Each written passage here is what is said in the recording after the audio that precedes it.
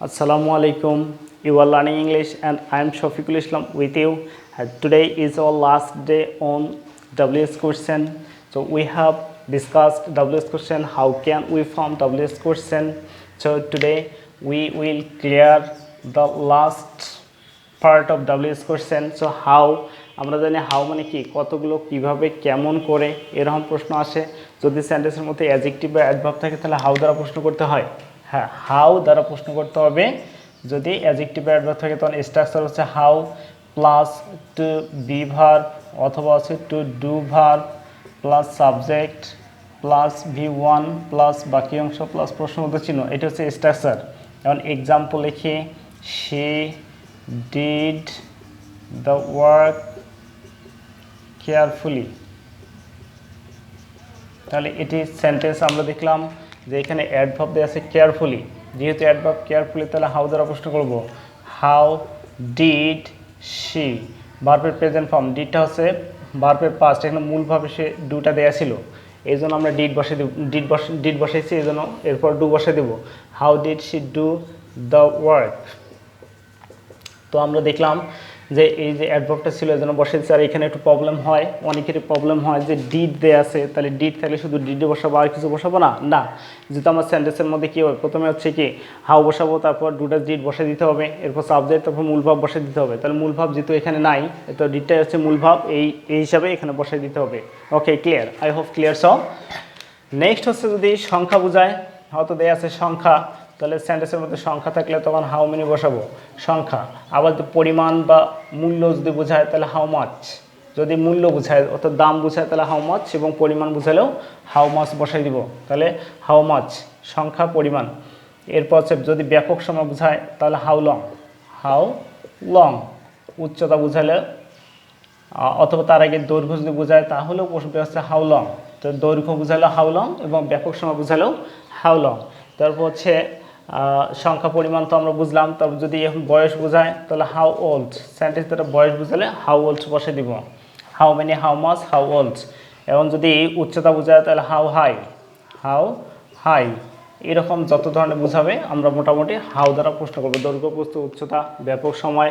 বোঝালে হচ্ছে এগুলো দ্বারা প্রশ্ন করবো স্ট্রাকচার হচ্ছে আগেরটাই হবে মানে how plus to be to do subject V1 plus বাকি অংশ প্লাস প্রশ্নবোধক চিহ্ন বলবে এক্সাম্পল হচ্ছে দ্য বুক কস্ট মি 100 টাকা তাহলে বইটা আমার কাছে কত নিয়েছিল 100 টাকা নিয়েছিল এটা পাস্ট কেন পাস্ট এই যে কস্টের তিনটি form cost and cost present past এবং পাস্ট পার্টিসিপল একই তাহলে বুঝবো কেমনে যখন দেখবো যে সাবজেক্ট থার্ড পারসন সিঙ্গুলার আছে ভার্বের সাথে S/S আছে তখন বুঝবো যে এটি প্রেজেন্ট ফর্ম আছে আর যদি S/S না থাকে তাহলে 100% ধরে নেব এটি পাস্ট ফর্মে দেওয়া আছে সো প্রথমে বসবো হাউ মাচ যেহেতু কী বোঝাইছে দাম বুঝাইছে হাউ মাচ বসে দিলাম তারপর হচ্ছে হাউ মাচ ভার্বের পাস্ট ফর্ম বসে দেবো কারণ ডিড বসে দেবো how much did subject the book next হচ্ছে ভার্বের প্রেজেন্ট ফর্ম প্রেজেন্ট পাস্ট তো একই আছে তারপর হচ্ছে মি থাকলে ইউ বসে আমরা গত ভিডিওগুলোতে দেখেছিলাম so how much did the book cost you আরেকটি এক্সাম্পল আমরা দিব সেটা হচ্ছে যদি ব্যাপক সময় বোঝায় মানে অনেকক্ষণ ধরে যদি কোনো কিছু কাজ করা বোঝায় তাহলে হাউ লং বসে তো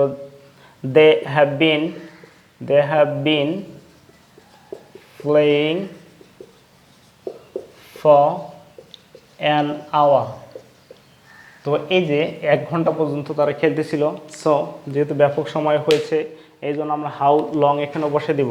স্ট্রাকচার কিন্তু একই কথা হাউ লং এরপর হচ্ছে বি ভার্ব দেওয়া আছে হ্যাভ এরপর সাবজেক্ট হচ্ছে দেই তারপর দেওয়া আছে বিন এরপর হচ্ছে প্লেয়িং আর বাকি অংশ তো উঠে যাবে কারণ এটার জন্য আমরা WS কোশ্চেন গঠন করেছি সো হাউ দ্বারা প্রশ্ন হলে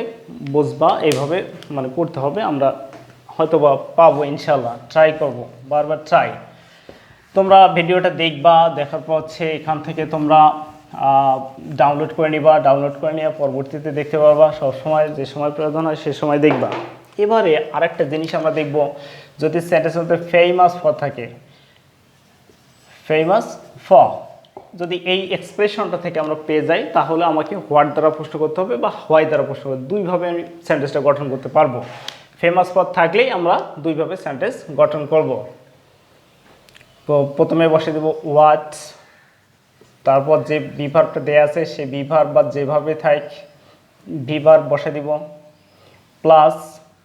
সাবজেক্ট বসে দেব, প্লাস ফেমাস পদ দিব।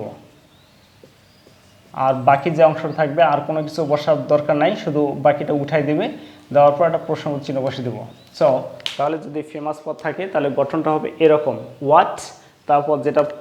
সাহায্যকারী ভাব থাকে তারপর মূল ভাব থাকে, যেটা ভাব থাকবে সেটা বসে দিব,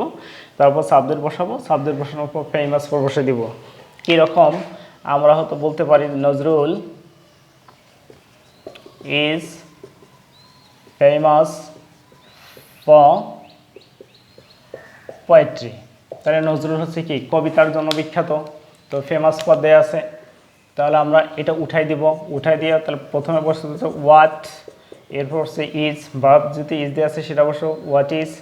Nazrul, Nazrul, what is Nazrul famous for, famous for প্রশ্নবোধক চিহ্ন, তাহলে বাকিটা আমরা লিখলাম না, কিন্তু পোয়েট্রি যে লেখা আছে সেটা বাদ, what is Nazrul famous for.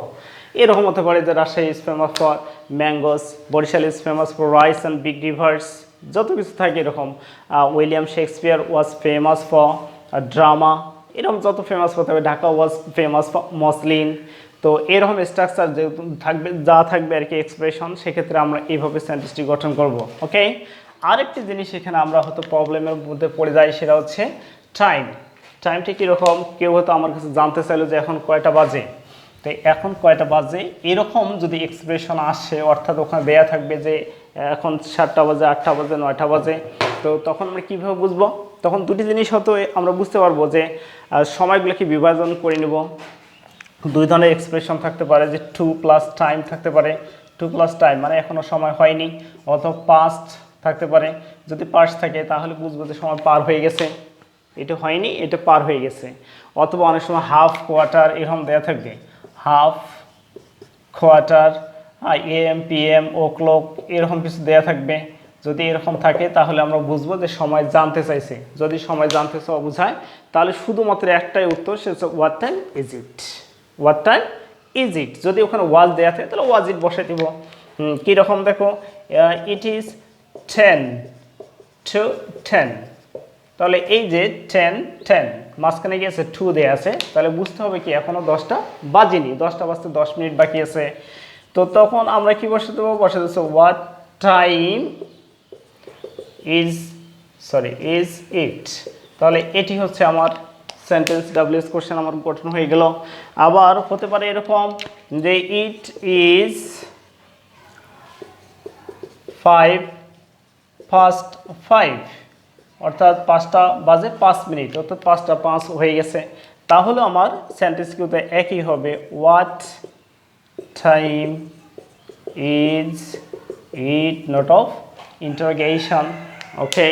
তাহলে এইভাবে আমাদের ডাব্লিউএস কোশ্চেনগুলো গঠন করতে হবে। তো কেমন লাগলো? যদি ভালো লাগে, যদি মনে হয় যে এটা অবশ্যই ভালো এবং আরও ভালো ভালো ভিডিও নিয়ে আমি তোমাদের সামনে হাজির হব। তো ততদিন পর্যন্ত ভালো থাকো। আল্লাহ হাফেজ, সি ইউ অ্যাগেইন।